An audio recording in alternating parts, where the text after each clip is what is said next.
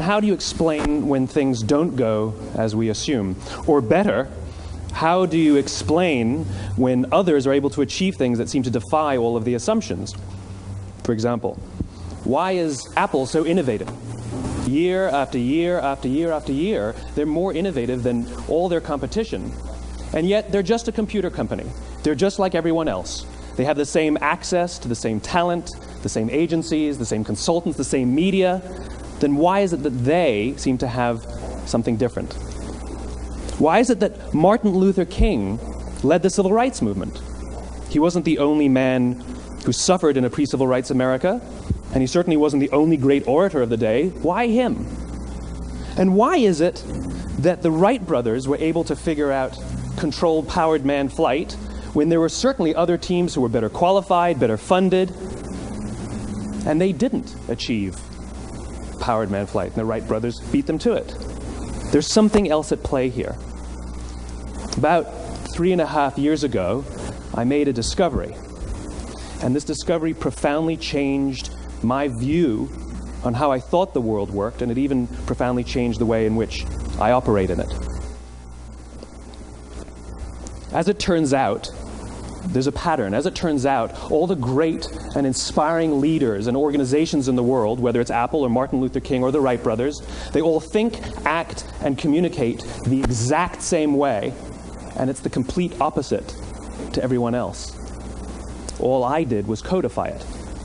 And it's probably the world's simplest idea. I call it the golden circle.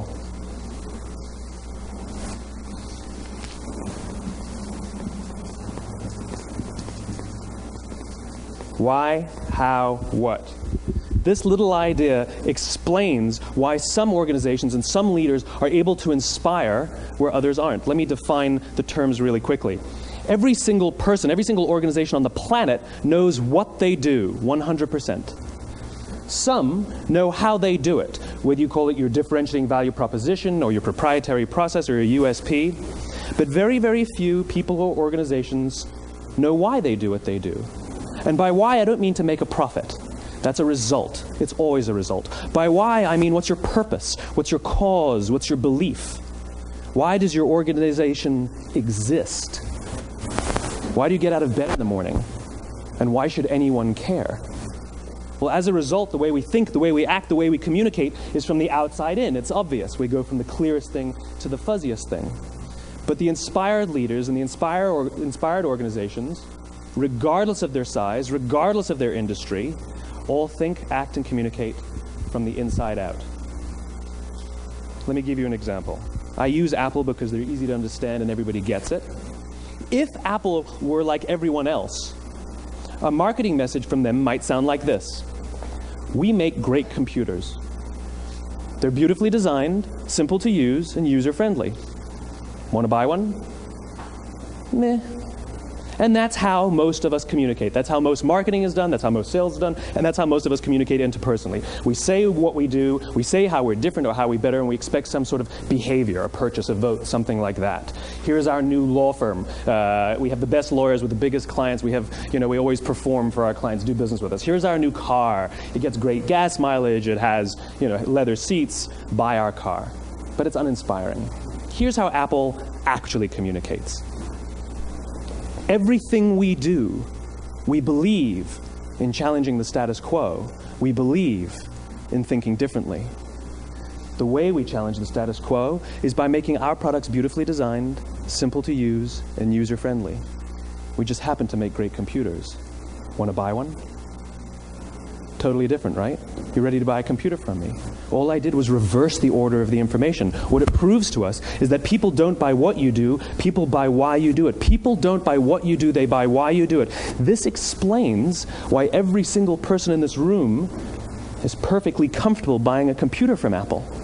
But we're also perfectly comfortable buying an MP3 player from Apple, or a phone from Apple, or a DVR from Apple.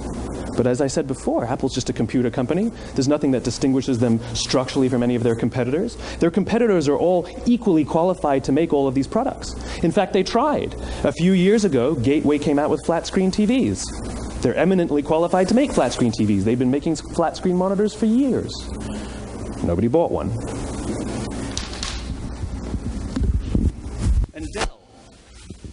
Dell came out with MP3 players and PDAs. And they make great quality products, and they can make perfectly well-designed products, and nobody bought one. In fact, talking about it now, we can't even imagine buying an MP3 player from Dell. Why would you buy an MP3 player from a computer company? But we do it every day. People don't buy what you do, they buy why you do it.